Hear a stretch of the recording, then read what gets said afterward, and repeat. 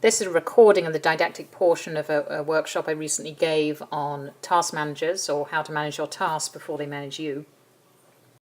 As this was a workshop, I had the attendees work their way through one particular task manager, Todoist. So if you want to kind of work through this with my examples in this video, then sign up for an account at www.todoist.com. You could also be using your own task manager, and I think you'll find that what I'm saying will translate quite well.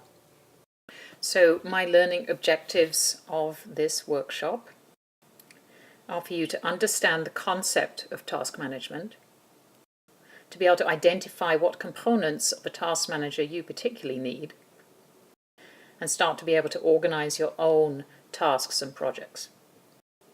Well, this is an organizational talk. I promise it's not going to have any flow diagrams that come anything close to this. So before we start, just take a moment to think about what you find most challenging in managing your task list. And I don't necessarily mean getting your tasks done here, because the most challenging thing is always not having enough time, but actually in organizing your tasks, because that'll help you focus your efforts on what you really need for your particular workflow. The basic concepts of what I'm going to talk about is based on a system called Getting Things Done by David Allen. This is a very good book. Highly recommend reading. It's one of the very few self-help books I've read, and really the only one that's helped me particularly. I don't subscribe to every one of his concepts, but the basic outline, it comes from him. So first of all, why do you even need a task manager?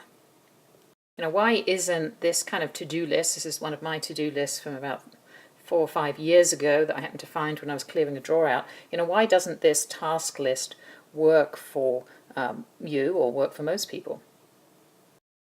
The fact is we are all overwhelmed by the number of projects that we have on board and the number of tasks related to those projects that we have to do. In fact, the average person has between 30 and 100 projects, not 30 and 100 tasks, but 30 and 100 projects that they are responsible for or involved in at any one time. And when you have this number of tasks, this causes what I call brain popcorn, that you have all these things that you need to do, they're kind of bouncing around in your head, they're causing a lot of stress, you're trying to remember what you need to do and when you need to do it and how you need to do it and where you need to do it, what have you forgotten? And for me, and for a lot of people, you get the what have I forgotten 3 a.m. moment when you wake up and it's like, damn, I've forgotten to do that, or I know there's something I've got to remember. This impairs your sleep. This just adds a lot of stress to your life. It results in a lot of missed deadlines, which is very frustrating to you, and it's also very frustrating to the people who work with you, your underlings or your bosses. So you've got to have some way of emptying all of this stuff that you're trying to remember out of your head and getting it into something that is reliable, that can do the remembering for you. This is going to make you feel a lot better, trust me. So you need a system that you can trust, you can rely upon it, that will provide you with reminders of what you need to do and when you need to do it, and sometimes where you need to do that. But the stress is not really going to decrease until you know that you have everything that's hanging around in your brain that you have to do within that system. A David Allen quote is that your brain is for creating and not remembering, and if you take up all the space in trying to remember stuff, you're not going to be able to use it for things that are much more creative or constructive. There's a lot of good means of doing the remembering out there, but there really aren't other ways of doing the creating. So let's come back to this old to-do list of mine and look at it a bit closer. And first of all, I want to define some basic terminology. A task is the same thing as an action or to-do. These are all single items. A project is different. A project is multiple tasks or multiple actions or multiple to-dos. So tasks always have some form of an action associated with them, some form of an active verb, which will enable it to get done. So tasks may be downloading an image, or phoning the car store, emailing John about something, paying a phone bill, buying a birthday cake. They're very finite. They have a verb associated with them, and you can see how they can be easily completed. A project, on the other hand, has a series of tasks. So anything that's more than one task is by definition a project. Now it may be that these tasks all can be performed in parallel, or it may be that these tasks have to be performed sequentially to be able to be completed. A project may have 2 tasks associated with it, or it might have 200 tasks depending on how complex the project is. So these are projects: writing a review paper, buying a new car, developing new imaging guidelines, renovating your kitchen, or organising a birthday party. You might think organising a birthday party is a task, but it's not. That's a project. There's a lot of things that have to be done to be able to get that birthday party organised. So now when I look back at this list, let's see what these are. Write a talk for the AUR, well, that's a project. Edit 500 multiple choice questions, that's a project. Write 500 questions, definitely a project. Put the recycling out, that's a task. Calling a plumber, task. Contacting AMSA about a session, that's a task. But writing a book chapter is clearly a project. So my to-do list wasn't really a list of to-dos, it was a mixture of to-dos and projects, which is why this particular to-do list sat on my desk for nearly a year before the majority of the items were completed on it. That's not helpful. There is also no indication of how urgent something is here, when it needs to be done by, how I'm going to get it done. There's no attached information or documents to help me get it done. This is a waste of paper, and hence went in the trash. So perhaps this distinction of tasks and projects may seem obvious to you, but it certainly wasn't completely obvious to me 4 or 5 years ago, and really was a bit of a oh duh moment when I realized it. And here's the big thing: projects become achievable when you break them down into tasks. A project by itself is often overwhelming. You spend a lot of time putting it off or thinking you can't do it.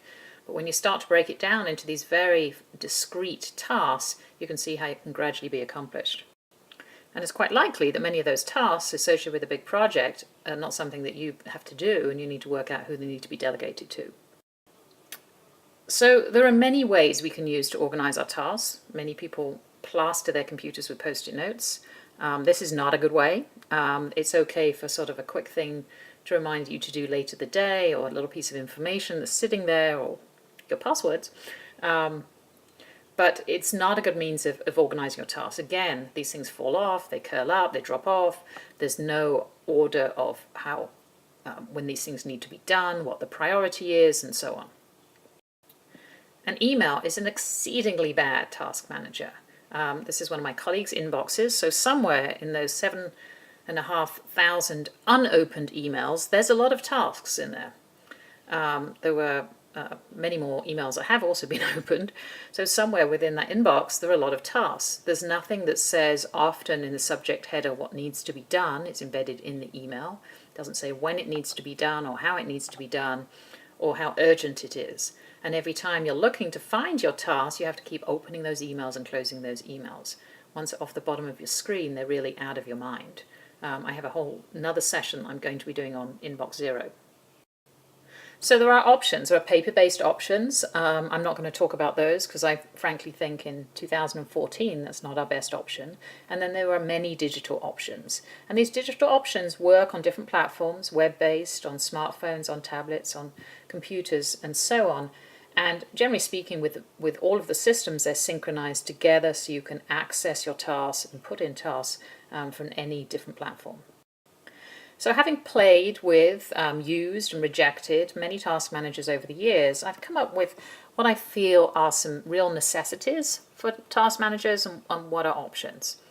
It has to have some means of dividing into both projects and tasks, absolute key necessity. And this is where Outlook fails at the first step. It needs to be multi-platform. We need to be able to access it wherever we are as fast as we can. You've got to put things in very easily. It's got to be a very easy and non-complex interface for the majority of people.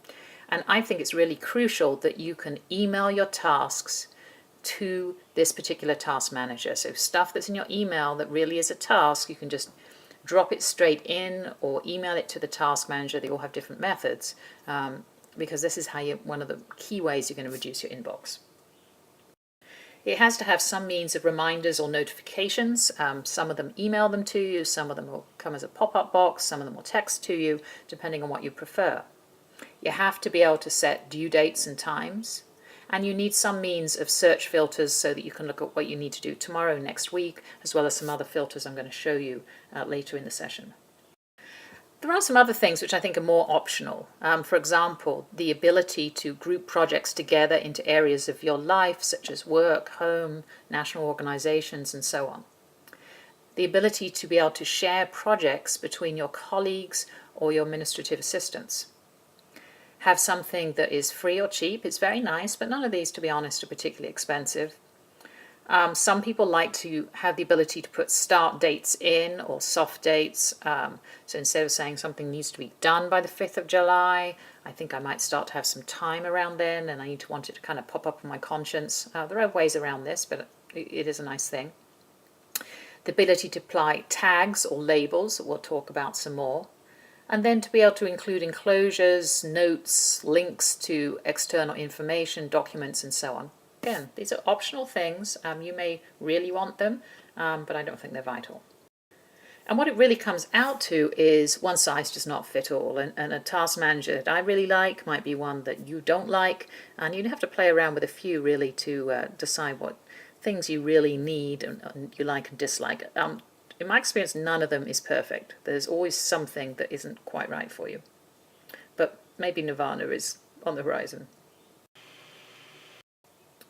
So there's a bunch out there. This is just a very few of the task managers. As I say, I've played with quite a few, but certainly not all of them. And I wouldn't want anyone to think they have to stick to the one I'm describing here. This is really for the purpose of the workshop. When you're trying to decide on a task manager, however, there are some key questions that you need to ask yourself.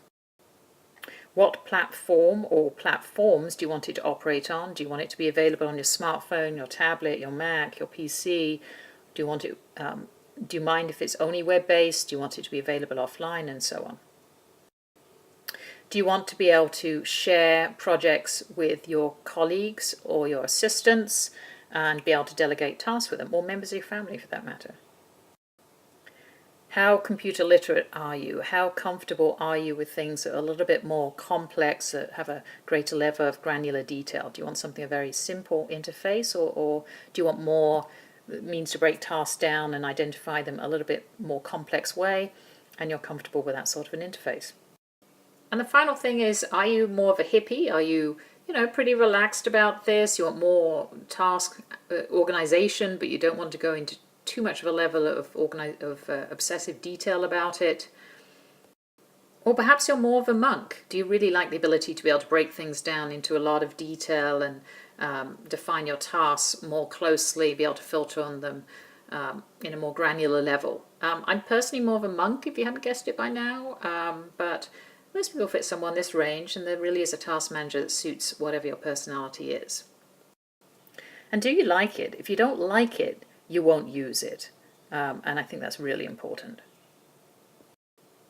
So the two I've identified for the purposes of this workshop are Todoist.com, which I think is a great broad platform, very flexible task manager, which I use all the time. I like it. I can train a secretary or an assistant to use it very easily, and I think it's a very good product for somebody who hasn't used task managers before. For the power user, somebody who wants the ability to break things down, is more comfortable with a slightly more complex computer interface, IQtel is great. I've played with it some. It works differently. It's a very functional means of dealing with your email as you process your email from inside IQtel. So well worth a play. They have a free account if you're interested in trying that. Just want to tell you that I have absolutely no financial connection with either of these companies. Well, other than I paid them money. So the stuff that I'm going to be describing in further parts of this talk are all about Todoist. The screenshots are from Todoist. However, all of the things I'm saying are contained within other task managers. The interface is just going to be a little different, so they apply. So Todoist, it has a web-based version, Android, iOS, Mac, PC. It has extensions that go into Chrome and Firefox. And it also has plugins that go directly into Outlook and Gmail for you to process your email directly into tasks. The Outlook plugin does not work with Mac Outlook 2011. There's a free account, or the premium account is $29 a year, which I think is pretty reasonable. And they have some very good video guides on their site. If you go to their blog, you'll find a nice comprehensive guide to go through. So while I'm going to show you briefly how you can do some of the tasks within Todoist, this is not meant to be a comprehensive guide to the program whatsoever, and you can explore a little further at your own pace or using the video guides at the site. Just to show you some of the differences between the free and the premium account, to my mind the ones I've highlighted here in red are the important ones. It's very helpful to be able to search on your tasks. I really like to get reminders about my tasks by text, and this one to my mind is absolutely key, being able to add tasks by email. But still, try the free account first of all. They often have a 30-day tryout period with the premium as well. So this is broadly what we're going to be working on for the rest of this session, defining project areas, projects within those areas, tasks within those projects, and then identifying these tasks with things such as due dates and reminders and labels and tags. So the first thing you want to do when you're setting up your task manager, whether it be Todoist or another one, is you want to find the project areas. So these are the areas of your life that you have projects and tasks assigned to you. So examples here: home, work, students, residents, a national organization, the church, some team that you coach, whatever it happens to be. So this is so these are areas where you have a large number of projects within any one area. And, this isn't vital. I find it helps me kind of keep these things organized. So this is a screenshot from part of my Todoist project list, and you'll see that all of these are my project areas. So these ones here are a lot of the national organizations that I belong to, and I do things for breast imaging. So I'm a breast imager, another national organization, and so on. So if you're doing play along with Petra here, then go into your task manager and just define the areas of your life that you have projects assigned to. Different project managers will have you group projects together in different ways, but within Todoist, it's just the first level of the project list. Once you've defined some group projects or project areas, what you need to do now is define projects within them. So for example, while an area of my life is students, within that any one I might need to update electron pneumonia, write an elective handbook, write letters of reference, and so on. And these are all projects within that student area. So here's an example from my breast imaging section. We have breast searches, looking for new people going on, evaluations in mammo, a session that I'm teaching on MQSA, a workshop I'm teaching on ultrasound, and redo some evaluation for the students, the mammo screening scores. These are all projects. Now while I'm in here and you're seeing this interface, I'm just going to show you, but we'll come back to this later. These with a little person here are projects that are shared with somebody else, and these are ones that are not shared projects that just have the dot. To add a project in Todoist, you'll just click these three little circles up here. One of the options that comes up is add a project below. You just add a project and then you can indent it with the typical little indent signs. And you can add several layers of projects and sub-projects in Todoist and in many of the other task managers. So if you're playing along with me, go into one of your project areas and define a series of projects. And eventually you want to do this for every single area within your life. Just really think about, what clearly identifiable projects do I have ongoing, or I have ongoing on a regular basis. Maybe they're coming up once a year, organizing a birthday party, buying birthday presents, and so on. So now you have some projects defined. You need to go into each of those projects and define specific tasks. So things that have an action verb associated with them. So my project might be update pneumonia lecture, but tasks associated with this is find a new example of a right lower lobe pneumonia, check for new treatment, guidelines, write a a post quiz, identify current references, and so on. So here's some tasks I have associated with a project of my ultrasound workshop here. I need to outline it. I have to put a movie series together, do some dubbing, make some breast phantom molds for the residents to try out their biopsy skills, and so on. So go into some of your projects and work out a series of tasks. You can drag and drop these around, or you can click this little settings icon up here and ask it to order them by anything you want, such as a due date. So let's think now about some of the information that you can attach to any one task within any specific project. So the first thing is due dates, and any of the task managers allow you to put due dates in. Todoist does not let you actually put a start date in, which is probably good because I'm not sure what sort of a picture I would have come up with to go with this. If you don't have the ability to be able to put in a start date, then you can use due dates in two different ways. You put them in the same, but just conceptually different. Hard dates, a task that must be done on a certain day or by a certain day, or life falls apart. Or soft dates, which is more sort of, this is off to the future, but kind of remind me on this date in 2 weeks, a month, 6 months, or whatever, that, I need to get this done at some point, or at least review whether I want to get it done. And quite often when that date comes up, you bump it a little bit further into the future, or maybe you've even done it by then, but it helps things not fall off your radar. You can also put in recurring dates, things that have to be done every third Friday, on a certain date every year, every Thursday, or whatever it happens to be. These are pretty useful for many of our repetitive tasks. I also use them to remind me to phone my mother every 2 weeks, I'm embarrassed to say. Todoist has a nice little video on their site that will show you how to do these. They're pretty user-friendly. So you may or may not want to add a means of prioritizing tasks. There's different ways you can do this. You can not do it at all. You can. Some of them have levels 1 to 4. Some of them have high, medium, and low. I use these selectively. I like to identify every day my priorities for that day. I find that quite helpful, but I don't use them for every task by any means. In Todoist, it uses this little flag icon down here that will give you 4 levels between 1 and 4, with 1 being the highest priority. You may need a reminder or notification, or you may not. Again, I use these very selectively.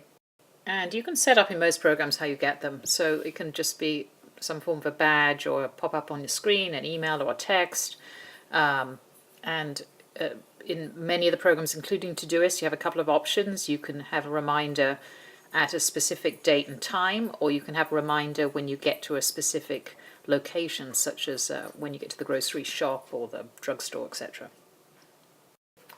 And these in Todoist can be set by clicking on the little alarm clock icon here, and it comes up with a very self-obvious input box.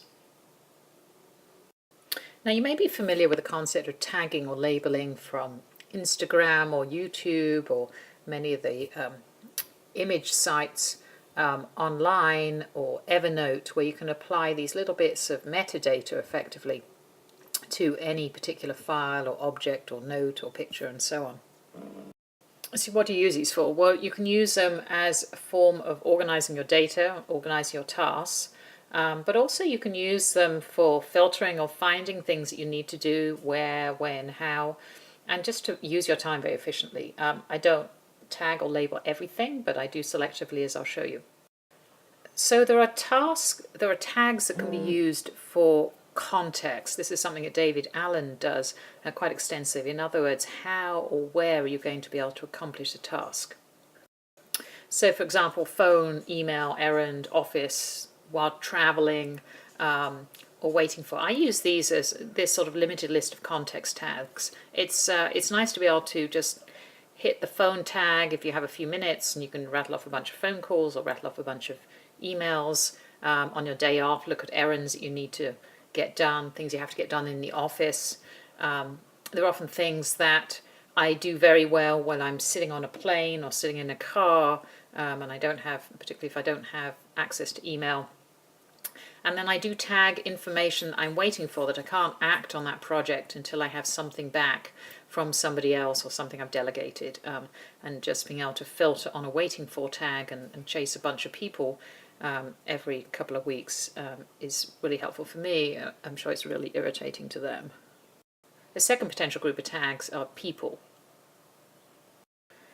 So if you have people who you often sit with and need to exchange information with on a frequent basis, such as secretaries or your program coordinator, your spouse, or some of your colleagues, putting a little tag attached to that task is very helpful. You go into your secretary's office, you click on the secretary's tag, it comes up with a whole bunch of things that you've been meaning to discuss with her and get her decisions or input on, or things you want to see how she's working on a particular project.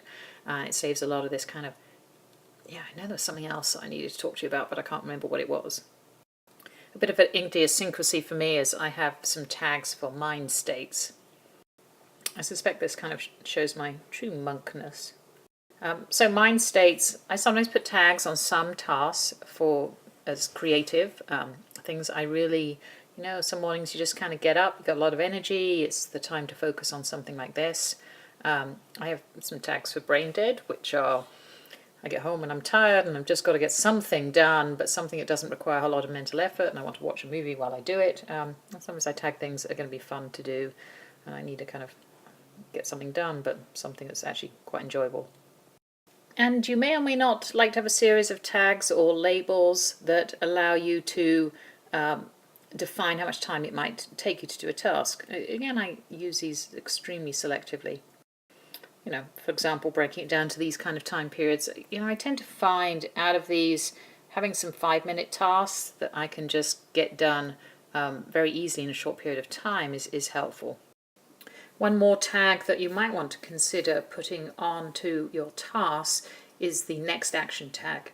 You can identify as a separate tag. In some of the programs it's a star or so other means of identification. But effectively what it is a means of identifying the very next task you need to do in this project in order to be able to move on with it. This is a Dave Allen getting things done concept that is pretty helpful. And what these various filters allow you to do is really use the corners of time effectively. So, you've got 15 minutes. If you're going to spend 10 of them trying to remember what needed to be done the most urgently and what you could actually get done in that time, it's not really helpful. But you have 15 minutes and you can kind of click on your 5-minute tag and pull up and get 3 5-minute tasks done, or click on your email tag and rattle off a whole bunch of emails. That's actually a pretty helpful thing to do. So here's just a couple of examples of tags that I've used in my ultrasound workshop here. Outlining my workshop, I want to kind of be in a creative mood for that, but it's certainly something I can do while I'm traveling. Gather supplies for my workshop, I can only get that done. I need some needles and things while I'm in my office, and these are people that I need to talk to ask them to help me collect them.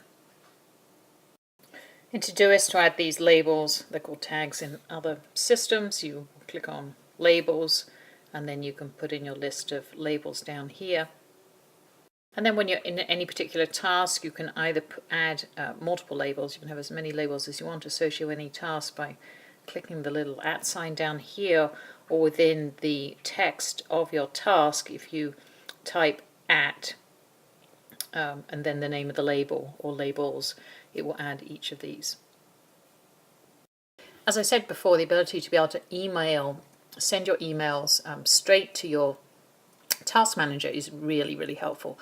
Different programs do this in different ways. Within Todoist, you will just click the little settings icon up here when you're in your inbox or when you're in with any specific project, and then it will give you an option to email tasks to this project. It will give you an email address that is specific to that project or to your inbox.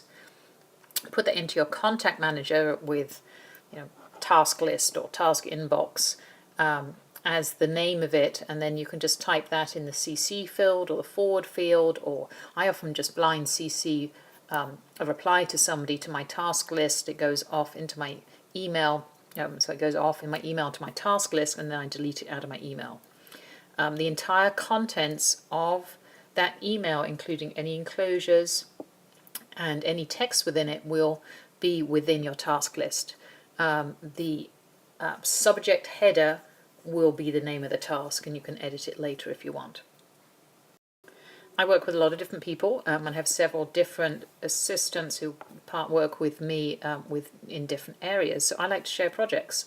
So they all have the program. Some of them have it free, some of them have the paid version, but I share my projects with them. So you can share any specific project within a project area. And you just, again, click on those little 3 dots that are covered up here by the field. One of the options is Share Project. You then type in their email address and they will get a request to share that project with you. Once they accept it, then you're good to go. And then within that project, you can assign specific tasks to them. So for example, this is a project which I have shared with my administrative assistant, whose initials are CL, and I can just assign that particular task to her. I can assign other tasks to me or to somebody else. You can have multiple people sharing any one project. You can only have one person with a task assigned to them, however, with this particular system. Again, if you want to know more about this, Todoist has some really good videos, so I'm not going to go on to it further, but this is very helpful. One of the nice things about Todoist is every time somebody completes a task or adds a little message to the task, you will get an email if that's how you've set up your notifications to know how they're doing. Many of the programs allow you to add attachments or comments to your task. You can add a file, you can add a note. They do this in different ways, but generally speaking, there's some field that you click in Todoist. It's this field here. So this says I have 2 comments or attachments to this particular task. I have 1 with this one, and it can keep track of progress in these tasks you go on, which is very nice. So you've got that entire history here. Even when you've completed a task, by the way, you can bring these things back and reread them. So for this particular task, here's some one of our assistants added an email here that she wanted to put into that particular task. You can also add file hyperlinks. You can add links to your Evernote data, whatever you want to stick in there. Todoist also allows you to put in a voice note if you choose, and a smiley face, although I won't want to do that is another question. For a task manager to work in your life, you have to have some means of being able to filter the information. I have absolutely no idea how many tasks I have in mine, which is good, because otherwise I would get really stressed out and depressed probably. But I want to filter them because I want to know what do I need to do tomorrow, what I need to do next week, and so on. So you can filter generally with some kind of a time context, such as today, next 7 days, things are overdue, or you can use those tags that you applied to it. So things I need to email, short tasks, the person I'm meeting, and so on. So here I have clicked on in Todoist the filter for the next 7 days, and it's brought up stuff. So this is something that's overdue from 3 days ago, and here's things that are upcoming within my next week. Here I've clicked on the labels function. I've clicked on things I'm waiting for. I've got 17 things in there, and it's brought up my waiting for list, and I could do this with any of the filters. I could, instead of clicking on one of the labels here, I could have just typed it with a little @ sign in front of it up into my search field up here, and you can also combine filters. Here I've gone under my filters tab, and I've clicked on things that are priority 2, and it's come up with a list here. I guess I always consider birthday presents priority number 2. You get a lot of trouble if you forget birthday presents. And here I've combined a couple of different searches, so I want things that I need to do tomorrow that are priority 4. And it comes up with the filters for that. And as I say, all the programs have some kind of a thing like this. And generally speaking, you can save these filters if you use them a lot. All right, so we've gone through some of the mechanics of how you define your projects and your tasks, and then how you are able to search on them and use them in a functional way. But there's some other real keys to success for using a task manager well.